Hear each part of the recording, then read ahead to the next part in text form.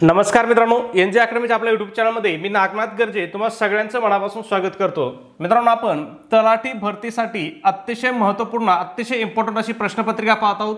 आजची आपली प्रश्नपत्रिका क्रमांक 85 आहे। ओके, मग या ठिकाणी तुम्हाला माहिती आहे आपण काय करत आहोत, टीसीएस आणि आयबीपीएस पॅटर्ननुसार या प्रश्नपत्रिका पाहत आहोत। म्हणजे टीसीएस आणि आयबीपीएस पॅटर्ननुसार आपण जीकेचे प्रश्न या ठिकाणी पाहत आहोत। ओके, मग या ठिकाणी तुमचा आपण जास्त वेळ घेत नाही। आजचा पहिला प्रश्न काय आहे, भारतातील लोकसंख्येच्या दृष्टीने सर्वात मोठे राज्य कोणते असं आपल्याला या ठिकाणी विचारलेलं आहे। सोपा प्रश्न आहे परंतु वारंवार रिपीट होणारा प्रश्न आहे। ओके, मग लोकसंख्येच्या दृष्टीने भारतामधील सर्वात मोठं राज्य कोणतं आहे मित्रांनो, तर ते आहे उत्तर प्रदेश। ओके, त्याच्यानंतर आपला 2 नंबरला कोणतं राज्य आहे लोकसंख्येच्या दृष्टीने, तर ते आहे आपला महाराष्ट्र आहे। ओके, त्याचबरोबर या ठिकाणी तुम्हाला अजून एक लक्षात ठेवायचं आहे, आता या ठिकाणी लोकसंख्येच्या दृष्टीने विचारलं होतं, तुम्हाला क्षेत्रफळानुसार सुद्धा लक्षात ठेवायचं आहे। ओके, क्षेत्रफळानुसार भारतातील सर्वात मोठं राज्य कोणतं आहे, प्रश्न वारंवार विचारला जातो, कोणतं आहे, राजस्थान आहे। 2 नंबर कोणतं राज्य आहे क्षेत्रफळानुसार, मध्य प्रदेश आहे। आणि तिसरा क्रमांक कोणाचा आहे, आपल्या महाराष्ट्राचा आहे। लक्षात ठेवा, तिन्ही राज्यावरती काय वारंवार परीक्षेमध्ये प्रश्न विचारलेले आहेत। ओके, मग लक्षात ठेवायचं, लोकसंख्येनुसार सर्वात मोठं कोणतं आहे, उत्तर प्रदेश आहे। आणि क्षेत्रफळानुसार सगळ्यात मोठं कोणतं आहे, राजस्थान आहे। महाराष्ट्राचा लोकसंख्येच्या दृष्टीने कितवा क्रमांक लागतो, दुसरा क्रमांक लागतो। आणि महाराष्ट्राचा क्षेत्रफळाच्या दृष्टीने कितवा क्रमांक लागतो, तर या ठिकाणी महाराष्ट्राचा तिसरा क्रमांक लागतो। दोन्ही फरक लक्षात ठेवा, याच्यावरती परीक्षेत वारंवार टीसीएसनी प्रश्न विचारलेला आहे। त्याच्यानंतर या ठिकाणी प्रश्न विचारला जातो पहा, की सर्वाधिक साक्षरता कोणत्या राज्यामध्ये आहे भारतातील। आता या ठिकाणी पहा, या ठिकाणी भारतातील हा शब्द कंपल्सरी आहे, म्हणजे प्रत्येक ठिकाणी भारतातील शब्द आहे। म्हणजे भारतातील सर्वाधिक साक्षरता असणारं राज्य कोणतं, तर ते कोणतं राज्य आहे, केरळ राज्य आहे। किती टक्के साक्षरता आहे, तर एकूण या ठिकाणी 94% साक्षरता आहे। त्याच्यानंतर भारतातील सर्वाधिक घनता असणारं राज्य कोणतं आहे, तर सर्वाधिक घनता असणारं राज्य बिहार आहे। बिहारची घनता किती आहे, 1102 आहे। आता हे सगळे आकडे काय आहेत मित्रांनो, तर 2011च्या लोकसंख्येनुसार आहेत, हे लक्षात ठेवायचं। 2011ची जी जनगणना आहे त्याच्यानुसार हे सगळे आकडे आहेत आणि सध्या हेच आकडे प्रमाण मानले जातात। सध्या टीसीएस आपल्याला 2011च्या लोकसंख्येवरतीच प्रश्न विचारत आहे। ओके, मग या ठिकाणी सर्वाधिक लिंग गुणोत्तर पण लक्षात ठेवायचं तुम्हाला, कोणतं राज्य आहे, केरळ राज्य आहे। केरळचं लिंग गुणोत्तर किती आहे, 1084 आहे।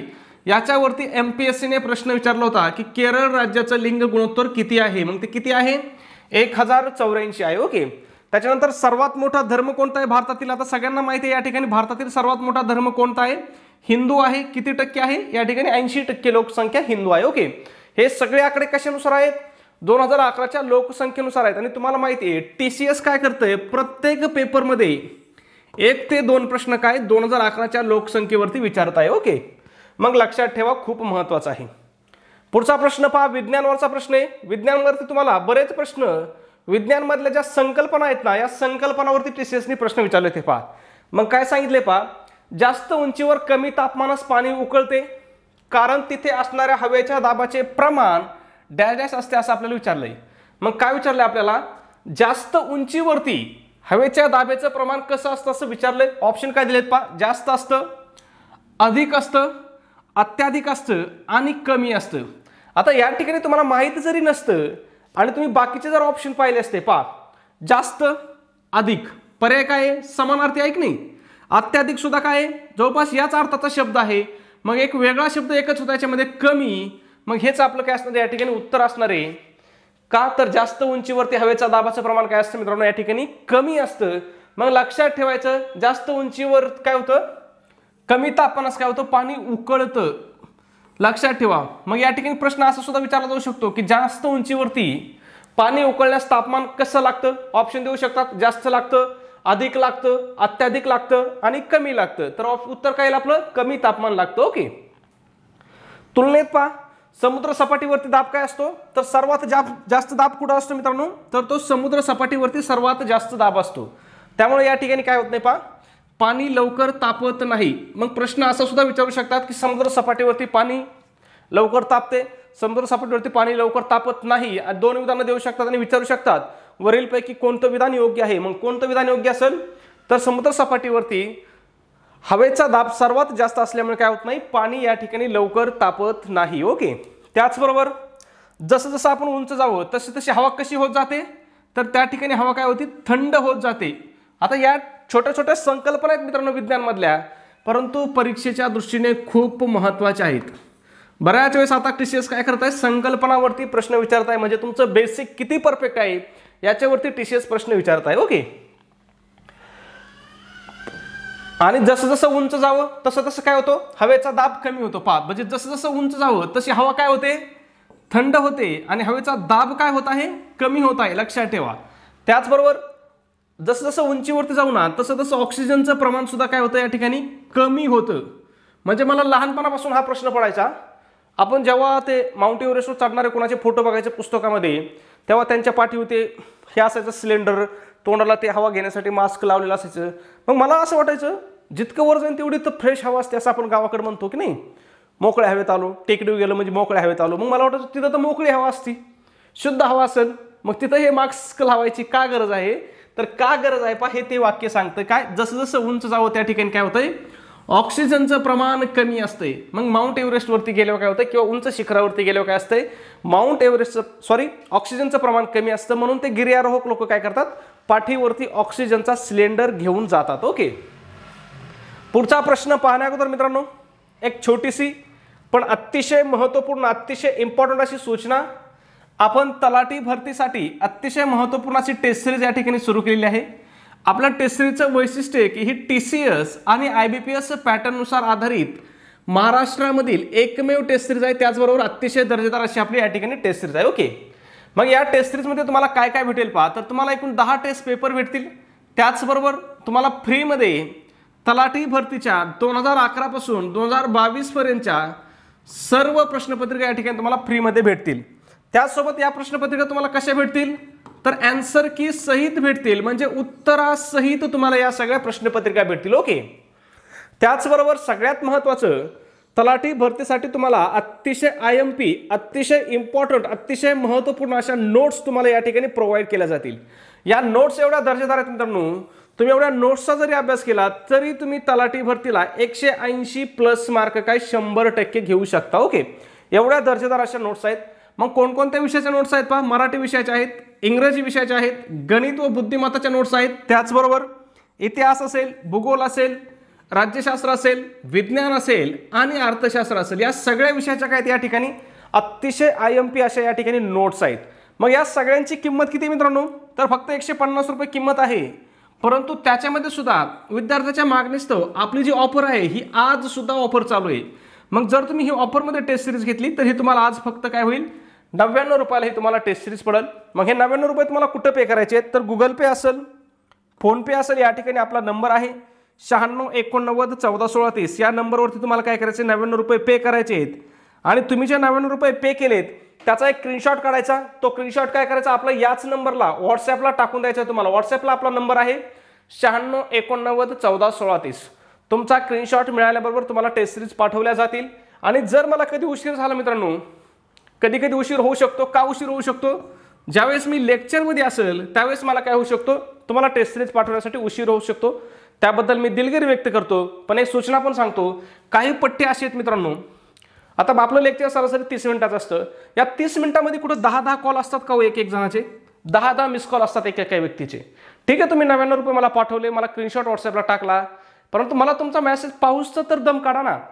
तुम्हाला माहिती आहे व्हॉट्सॲपला मेसेज पडल्यानंतर ब्ल्यूटिक येत, 2 काड्या येतात पहा, 2 काड्या बरोबर, आणि पाहिल्यानंतर काय येते, त्या ब्ल्यू होतात. मग एकदा ब्ल्यू होण्याची वाट तर पहा ना, ब्ल्यू झाल्या की तुम्हाला 2 मिनिटाच्या टेस्ट सिरीज भेटून जातील. ओके. पुढचा प्रश्न 3 नंबर काय सांगितलंय, सेज डॅश विकासाशी संबंधित आहे. जशाच्या तसा पुन्हा प्रश्न रिपीट झालेला आहे.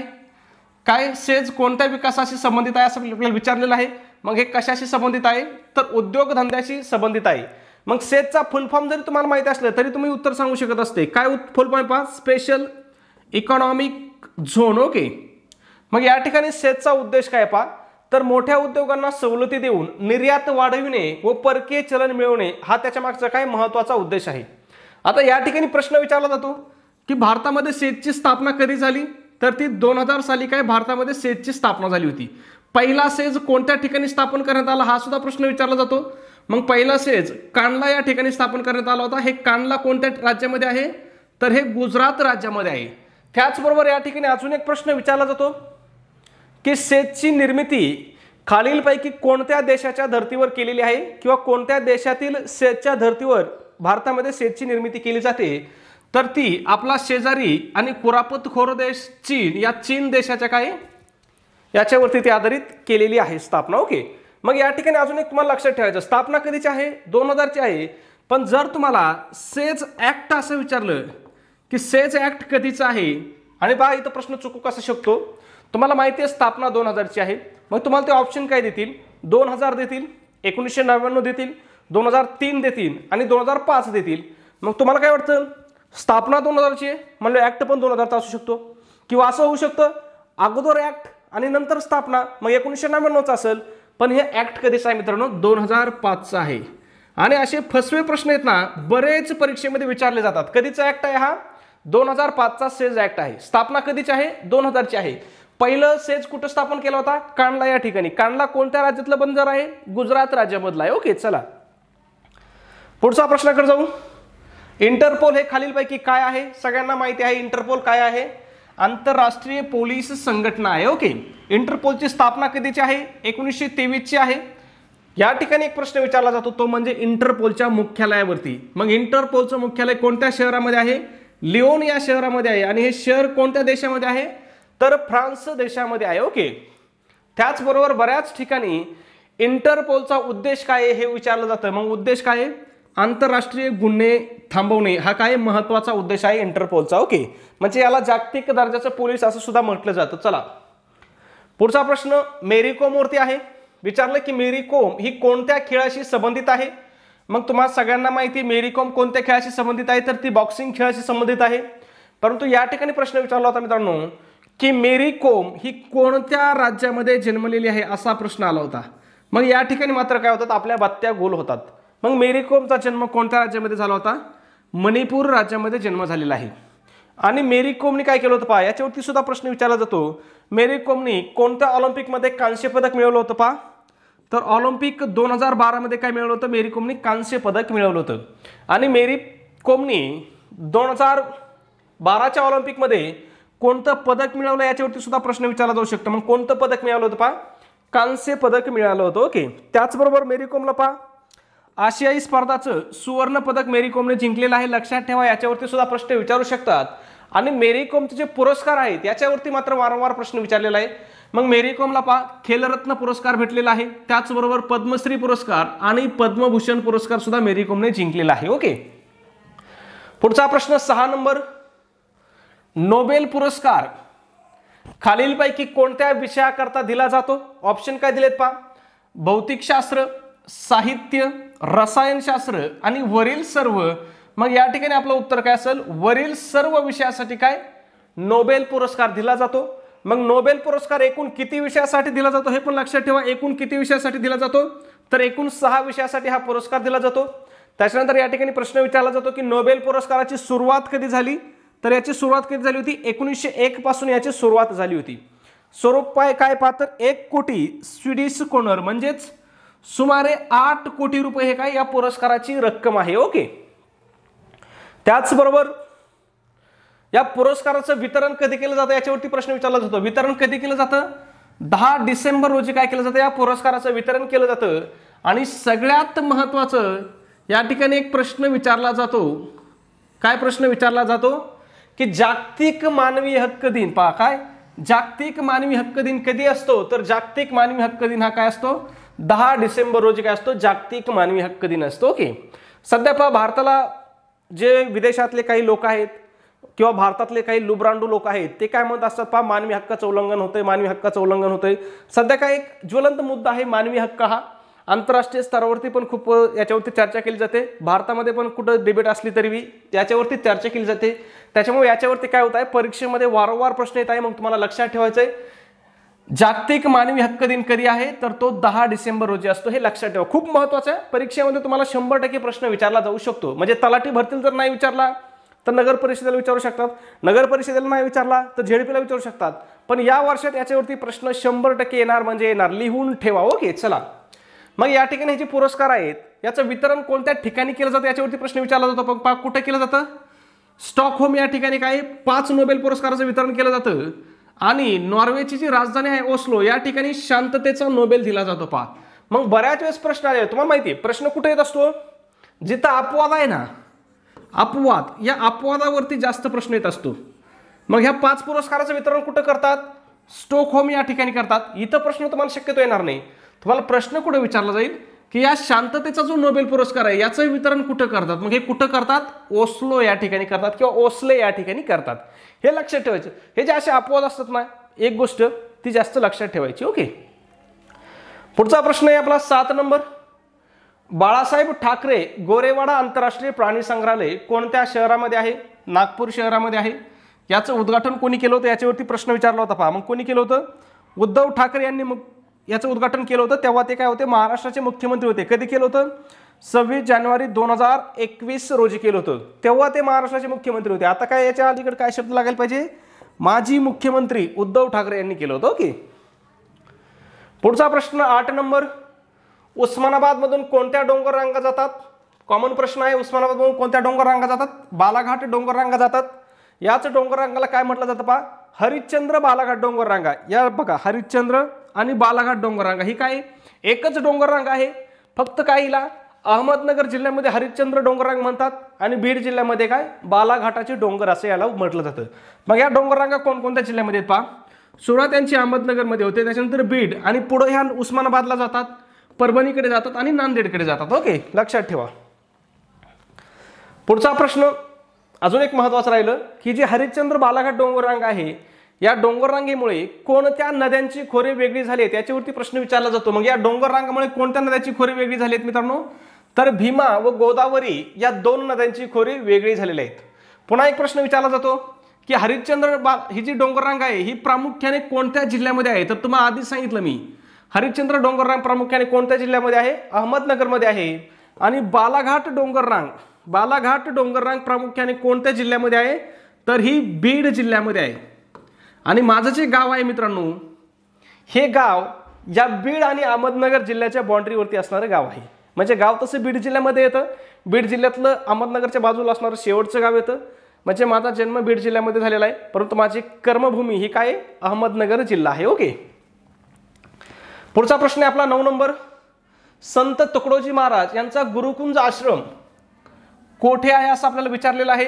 अख्ख्या महाराष्ट्राला माहिती आहे कुठं आहे, मोजरी या ठिकाणी आहे. मोजरी हे ठिकाण कोणत्या जिल्ह्यामध्ये येतं, तर हे अमरावती या जिल्ह्यामध्ये होतं. त्याचबरोबर या ठिकाणी सगळ्यात भरपूर वेळेस रिपीट होणारा प्रश्न आहे तो म्हणजे राष्ट्रसंत तुकडोजी महाराज यांची समाधी कुठं आहे. मग राष्ट्रसंत तुकडोजी महाराज यांची समाधी कुठे आहे मित्रांनो, तर मोजरी या ठिकाणीच त्यांची समाधी आहे. अजून एक प्रश्न विचारला जातो की राष्ट्रसंत तुकडोजी महाराज यांच्या आश्रमाचं नाव काय आहे किंवा कोणता आश्रम हा राष्ट्रसंत तुकडोजी महाराजांचा आहे, तर कोणता आश्रम आहे, गुरुकुंज आश्रम आहे. खूप महत्त्वाचं, लक्षात ठेवा. ओके, पुढचा प्रश्न 10 नंबर. समुद्राची खोली मोजण्यासाठी काय वापरतात, सोनार तंत्रज्ञान वापरतात. हा सुद्धा भरपूर वेळेस जशाचा तसा प्रश्न रिपीट होणार आहे. पुढचा प्रश्न, गांधीजी खालीलपैकी कोणाला आपले राजकीय गुरु मानायचे. हा सुद्धा भरपूर वेळेस रिपीट होणारा प्रश्न. गोपाळकृष्ण गोखले यांना गांधीजी काय करायचे, आपला गुरु मानायचे. आणि हे गोपाळकृष्ण गोखले कोणाला आपला गुरु मानायचे, तर ते न्यायमूर्ती रानडेंना काय करायचे, आपला गुरु मानायचे. लक्षात ठेवा. हा प्रश्न सुद्धा काय, हे दोन्ही प्रश्न जुन्या पॅटर्न मधले आहेत. पहा म्हणजे सोनार तंत्रज्ञान मला कळत आहे तेव्हापासून प्रश्न येतो, म्हणजे विज्ञानमध्ये होतं शाळेच्या. आणि हा प्रश्न सुद्धा खूप जुना प्रश्न आहे आणि जशाच तसा प्रश्न TCSने सुद्धा विचारला होता. पुढचा प्रश्न 12 नंबर. काय विचारलंय, फनी चक्रीवादळ कोणत्या वर्षी आले होते. पहा आता बरं का, बरेच जण म्हणतात सर करंट कधीपासून वाचायचे, करंट कधीपासून वाचायचं. तर मित्रांनो, करंटचा अभ्यास कधीपासून करायचा याला तुमच्याकडे मर्यादाच नाही. हल्ली तुम्ही MPSCचा पेपर पाहिला असेल, MPSCने सुद्धा काय केलं होतं, 2 वर्षापूर्वीचं करंट विचारलं होतं. आता हा प्रश्न TCSने विचारला होता. पहा हे फनी चक्रीवादळ कधी आलं होतं, पहा 2019 साली आलं होतं. कधी, 2019 साली. आणि प्रश्न कधी विचारला TCSने, 2022 साली. पहा म्हणजे काही सांगता येत नाही. ओके, मग हे चक्रीवादळ कोणत्या किनारपट्टीवर आलं होतं, पहा तर मुख्यतः ओडिसाची जी किनारपट्टी आहे या किनारपट्टीवरती आलं होतं. आणि कुठून आलं होतं हे, तर हे सुमात्रा बेटावरून आलं होतं. आणि हे अतिशय असं नुकसानकारक, अतिशय भयानक असं काय होतं, हे वादळ होतं. ओके, पुढचा प्रश्न 8 number. Sanjay Gandhi national park कुठे आहे. खूप जुना प्रश्न, रिपीट होणारा. कुठे आहे, मुंबई या ठिकाणी आहे. याचं जुनं नाव काय होतं? बोरिवली राष्ट्रीय उद्यान असं याला म्हणतात. म्हणजे हा बोरिवली ठिकाणी आहे, लक्षात ठेवा. ओके. या क्षेत्रामध्ये कोणती लेणी आहे? तर कान्हेरी लेणी आहे. आणि सगळ्यात महत्त्वाचा प्रश्न विचारला जातो की खालीलपैकी कोणत्या उद्यानाला मुंबईचे फुफ्फुस असं म्हटलं जातं? मग मुंबईचं फुफ्फुस कशाला म्हणलं जातं? तर हे संजय गांधी नॅशनल पार्कला मुंबईचं फुफ्फुस असं म्हटलं जातं. पुढचा प्रश्न पाहण्याअगोदर मित्रांनो एक छोटीशी सूचना तुम्हाला विनंती आहे. जर तुम्ही अजून आपल्या चॅनलला सबस्क्राईब केलं नसेल मित्रांनो तर प्लीज एक सबस्क्राईब करून घ्या. त्याचबरोबर व्हिडिओ जर लाईक केलं नसेल तर प्लीज व्हिडिओला एक लाईक सुद्धा करायचा मित्रांनो. तुम्ही सबस्क्राईब केलं, लाईक केलं तर मला व्हिडिओ करण्यामध्ये काय होतो? एक उत्साह वाटतो, एक जोम येतो. ओके.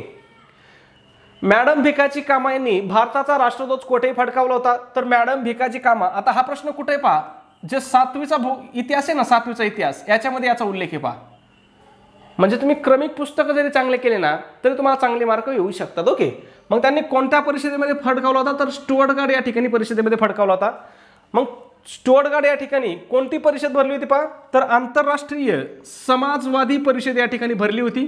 आणि ही परिषद कधी भरली होती? तर 1907 साली भरली होती. म्हणजे असं सुद्धा विचारू शकतात की मॅडम भिकाजी कामा यांनी भारताचा राष्ट्रध्वज स्टुअर्टगार्ड या ठिकाणी कधी फडकावला? मग कधी फडकावला? 1907 ला फडकावला. त्याच्यानंतर असं सुद्धा विचारू शकतात की मॅडम भिकाजी कामा यांनी 1907 साली भारताचा राष्ट्रध्वज कोणत्या परिषदेमध्ये फडकावला? मग कोणत्या परिषदेमध्ये फडकावला? तर आंतरराष्ट्रीय समाजवादी परिषदेमध्ये फडकावला. म्हणजे प्रश्न कितीही फिरून विचारू शकतात. ओके. त्याचबरोबर सगळ्यात महत्त्वाचा आत्ता MPSCने प्रश्न विचारला होता, त्यांच्या सोबत कोण होतं किंवा त्यांना सहकार्य कोणाचं लाभलं होतं? तर सरदार सिंग राणा हे काय होते? मॅडम भिकाजी कामा यांच्यासोबत त्या परिषदेमध्ये उपस्थित होते. ओके. आणि ही काय होती?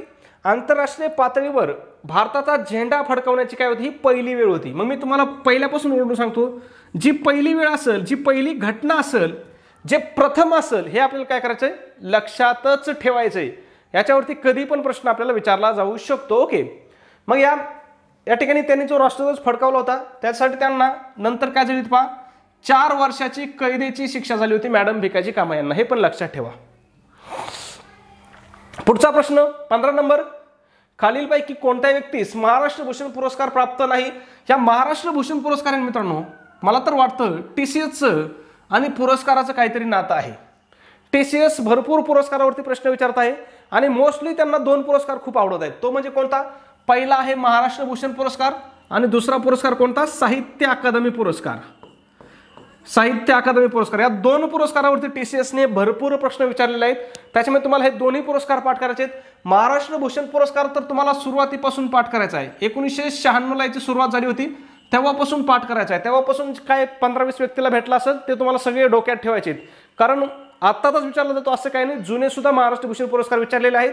आणि साहित्य अकादमीचे जे पुरस्कार आहेत हे तुम्हाला 2020 पासूनचे लक्षातच ठेवायचे आहेत. का लक्षात ठेवायचे? तर TCS याच्यावरती वारंवार प्रश्न विचारत आहे. मग या ठिकाणी आपल्याला ऑप्शन काय दिलेत पहा? जयंत नारळीकर, सुनील गावस्कर, सचिन तेंडुलकर आणि रघुनाथ माशेलकर हे आपल्याला या ठिकाणी ऑप्शन आहेत. अतिशय सिंपल आणि अतिशय सोपा प्रश्न आहे मित्रांनो. त्याच्यामुळे या प्रश्नाचं उत्तर काय करायचं तुम्ही कमेंटमध्ये नक्की सांगा. कारण आपण अगोदर सुद्धा हा प्रश्न घेतलेला आहे. ज्यांना माहित नसेल त्यांच्यासाठी सांगतो मी, जाऊ द्या. सगळेच म्हणतात कमेंटमध्ये काय? तर कोणाला भेटलेला नाही? सुनील गावस्कर यांना हा पुरस्कार भेटलेला नाही. ओके. मग या ठिकाणी तुम्हाला लक्षात ठेवायचंय हा काय महाराष्ट्राचा राज्यस्तरीय सर्वोच्च पुरस्कार आहे. याची सुरुवात कधी झाली? मी आता सांगितलं होतं 1996 पासून सुरुवात झाली. आणि हा पहिला पुरस्कार कोणाला भेटला होता? तर पहिला पुरस्कार पु ल देशपांडे यांना भेटला होता. ओके. आता महत्त्वाची नावं लक्षात ठेवा ज्यांना पुरस्कार भेटला आहे ते पहा. लता मंगेशकर आहे, भीमसेन जोशी आहे, बाबा आमटे आहे, आशा भोसले, रतन टाटा, बाबासाहेब पुरंदरे, जयंत नारळीकर आणि रघुनाथ माशेलकर यांना या ठिकाणी काय हा पुरस्कार भेटलेला आहे. ओके. पुढचा प्रश्न आहे 16 नंबर, पुण्यातील आगाखाना पॅलेस येथे कोणाची समाधी आहे असं विचारलेलं आहे. कधी आला होता प्रश्न? आता PMCचा जो पेपर झाला पिंपरी चिंचवड महानगरपालिकेचा, या ठिकाणी प्रश्न विचारला होता कुणाची समाधी आहे? कस्तुरबा गांधी यांची समाधी आहे. आणि दुसऱ्या शिपला प्रश्न विचारला होता की कस्तुरबा गांधी यांची समाधी कुठे आहे? मग कुठं समाधी आहे? आगाखाना पॅलेस. आगाखाना पॅलेस कुठं आहे हा प्रश्न एका शिपला विचारला होता. मग आगाखाना पॅलेस कुठे आहे? पुणे या ठिकाणी आहे. म्हणजे पहा एकच प्रश्न TCSनी एकाच परीक्षेमध्ये फक्त वेगवेगळ्या शिपमध्ये विचारला आणि तिन्ही शिपमध्ये काय विचारला?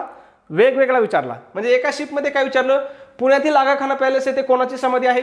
दुसऱ्या सिपला काय विचारलं, कस्तुरबा गांधी यांची समाधी कुठं आहे, आणि तिसऱ्या सिपला काय विचारलं, आगाखाना पॅलेस खालीलपैकी कुठे आहे. लक्षात येतं. त्याच्यामुळे मी जे विश्लेषण करतो ना, हे इतकं महत्त्वाचं काय तर प्रश्न तुम्हाला फिरून फिरून विचारले जातात. ओके. मग या ठिकाणी तुम्हाला माहिती आहे कस्तुरबा गांधी कोण होत्या, तर या महात्मा गांधीजींच्या पत्नी होत्या. याच्यावरती सुद्धा प्रश्न विचारला जाऊ शकतो. ओके. आणि कोणत्या लढ्यामध्ये त्यांना या ठिकाणी कैद ठेवलं होतं पहा, तर 1942चा जो लढा होता त्या लढ्यामध्ये त्यांना या ठिकाणी नजरकैदेत ठेवलं होतं आणि तेव्हाच त्यांचा काय झाला होता, मृत्यू झाला होता. त्याच्यानंतर प्रश्न विचारला जातो आपल्याला, महात्मा गांधी यांची समाधी कुठे आहे, तर ती राजघाट या ठिकाणी आहे. राजघाट कुठे आहे, दिल्ली. डॉक्टर बाबासाहेब आंबेडकर चैत्यभूमी या ठिकाणी कुठं, मुंबई शहरात. लाल बहादूर शास्त्री यांची कुठं आहे, विजय घाट, दिल्ली या ठिकाणी. आणि महाराष्ट्राचे पहिले मुख्यमंत्री यशवंतराव चव्हाण यांची समाधी कुठं आहे, प्रीती संगम या ठिकाणी आहे. कुठे आहे हे, कराड या ठिकाणी आहे. ओके. या ठिकाणी आता प्रश्न विचारला जाऊ शकतो पहा, काय विचारला जाऊ शकतो, ज्यावेळेस आता राष्ट्रवादीमध्ये फूट पडली त्यावेळेस पवार साहेब पहिले कुठं गेले, तर ते या ठिकाणी गेले होते, यशवंतराव चव्हाण यांच्या समाधीवरती गेले होते. मग तुम्हाला करंटमध्ये बऱ्याच वेळेस काय होत असतं, एखादं ठिकाण जर चर्चेत आलं ना तर याच्यावरती प्रश्न येण्याची दाट शक्यता असते. ओके. मग लक्षात ठेवा. पुढचा प्रश्न 17 नंबर, ऊर्जेचा राखीव साठा म्हणून कोणास ओळखतात, मेदास ओळखलं जातं. ओके. चला पुढचा प्रश्न 19 नंबर, पॅरा ऑलिम्पिक 2020 मध्ये पुरुषांच्या भालाफेक स्पर्धेत सुवर्ण पदक जिंकणारा भारतीय भालाफेकपटू कोण असं विचारलेलं आहे. माझा एक मित्रच आहे, चांगला अभ्यास करणार आहे, अगदी MPSCचे त्यांनी 3 मेन्स दिल्यात तरी त्याचा हा प्रश्न चुकला होता.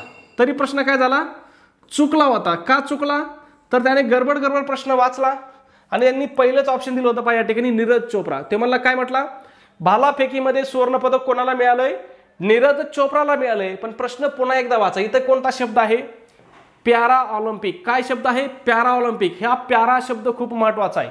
मग पॅरा ऑलिम्पिक 2020 मध्ये पुरुषांच्या भालाफेक स्पर्धेमध्ये सुवर्ण पदक कोणी मिळवलं होतं मित्रांनो, तर ते मिळवलं होतं सुमित अंतिल याने. पॅरा ऑलिम्पिक म्हणजे कोणाची, अपंग लोकांची म्हणा किंवा दिव्यांग लोकांची म्हणा. ओके. मग या पॅरा ऑलिम्पिकमध्ये भारताने भालाफेकमध्ये एकूण 3 पदकं मिळवले होते. पहा, 3 पदकं भारताने पॅरा ऑलिम्पिकमध्ये मिळवले होते. आणि ऑलिम्पिकमध्ये कोणी मिळवलं होतं, नीरज चोप्राने मिळवलं होतं. म्हणजे प्रश्न तुम्हाला लक्षात ठेवायचा आहे. ओके. मग हे 3 कोण कोण होते पहा, सुमित अंतलनी सुवर्ण पदक, रौप्य पदक कोणी, देवेंद्र झांझरिया यांनी रौप्य पदक, आणि सुंदर सिंग गुर्जर यांनी काय, कांस्य पदक. पहा, या तिघांची नावं काय पहा आपल्याला ऑप्शनमध्ये दिलेली आहेत. पहा, नीरज चोप्रा, देवेंद्र झांझरिया, सुंदर सिंग गुर्जर आणि सुमित अंतिल. म्हणजे पदकं चौघांनी जिंकले आहेत, परंतु फरक तुम्हाला लक्षात ठेवायचा आहे. ओके. पुढचा प्रश्न 20 नंबर, रेबीज या आजारात डॅश डॅश दिवसांचा रोग बीजपोषण काळानंतर लक्षणे वाढीस लागतात. किती दिवसानंतर, 10 दिवसाच्या नंतर. रेबीज कशापासून होतं पहा, मोस्टली कुत्रा चावल्यापासून होतं. त्याचबरोबर ससा चावलं, मांजर चावलं किंवा इतर एखादा प्राणी चावला तर रेबीज होऊ शकतो. ओके. उपचार काय, याच्या रेबीजची लस घेणं हा एकमेव उपचार आहे. लक्षणं काय आहेत पहा, अति तहान लागणे, बेचैन होणे. ओके. पुढचा आणि शेवटचा प्रश्न आपला 21 नंबर. आपण 20 प्रश्न घेत असतो, आज 21 झालेत. काय विचारलं होतं पहा, खरोसा लेणी कोणत्या जिल्ह्यामध्ये आहे असं आपल्याला विचारलेलं आहे. मग या प्रश्नाचं उत्तर काय करायचं मित्रांनो, तुम्हाला कमेंटमध्ये सांगायचं आहे. त्याचबरोबर चॅनलला सबस्क्राईब केलं नसेल सबस्क्राईब करा. व्हिडिओ आवडला असेल तर प्लीज व्हिडिओला एक लाईक करा आणि आपला व्हिडिओ तुम्हाला कसा वाटतो हे सुद्धा कमेंटमध्ये नक्की सांगा. ओके. धन्यवाद मित्रांनो, भेटूया आपल्या उद्याच्या पुढच्या व्हिडिओमध्ये. तोपर्यंत सर्वांना जय हिंद, जय महाराष्ट्र.